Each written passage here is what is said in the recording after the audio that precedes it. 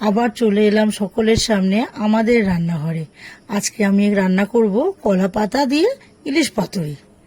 আজকে ইলিশ পাতুরি রান্না করতে লাগবে ইলিশ মাছ, তো অবশ্যই লাগবে।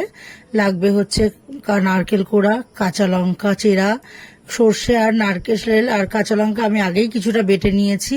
লাগবে সর্ষের তেল, আর এদিকে লাগবে হলুদ, নুন আর স্বাদ মতো সামান্য একটু চিনি। এই নিয়ে শুরু করব আজকে আমি কলা পাতা ইলিশ পাতুরি।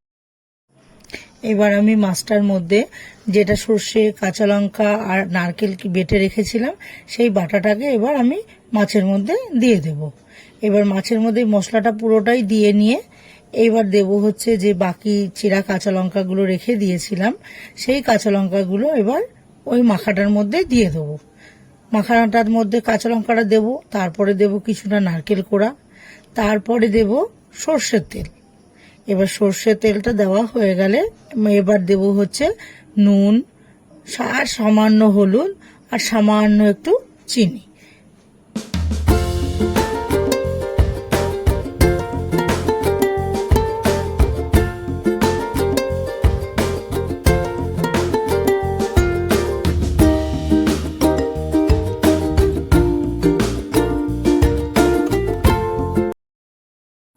এবার মাছের মধ্যে যে মশলাগুলো দিয়েছি, মশলাগুলো চামচ দিয়ে আস্তে আস্তে করে একটু এদিক ওদিক করে ভালো করে মশলাটা গায়ে মাখিয়ে দেবো, মাছের গায়ে, যাতে এমনভাবে নাড়বো যাতে মাছটা ভেঙেও না যায়। ইলিশ মাছ তো নরম মাছ, ওই জন্য আমি চামচ দিয়ে আস্তে আস্তে করে ওটাকে মাখিয়ে রেডি করলাম।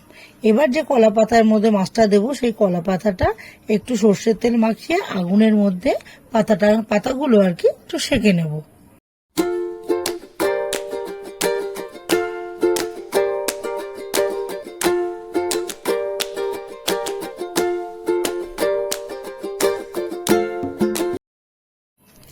এবার আমি গ্যাসের ওভেনে কড়াইটাকে বসিয়ে দেব, আর মাছগুলো আমি একটা একটা করে কলা পাতায় না মুড়ে আমি একবারেই কড়াইয়ের মধ্যে কলা পাতাটা পেতে তার মধ্যে এবার আমি মাছগুলোকে সুন্দর করে সাজিয়ে দেব। এই মাছগুলোকে সাজিয়ে দেব ভালো করে, যাতে মানে পুরো তাপটাও লাগে আর মাছটা ভালো সেদ্ধও হয়। এইবার পুরো কাঁচিয়ে মশলাটাকে দিয়ে মাখিয়ে রেখে একদম সুন্দর গুছিয়ে আরেকটা কলা পাতা দিয়ে এর উপরে আমি একদম চাপা দিয়ে দেবো।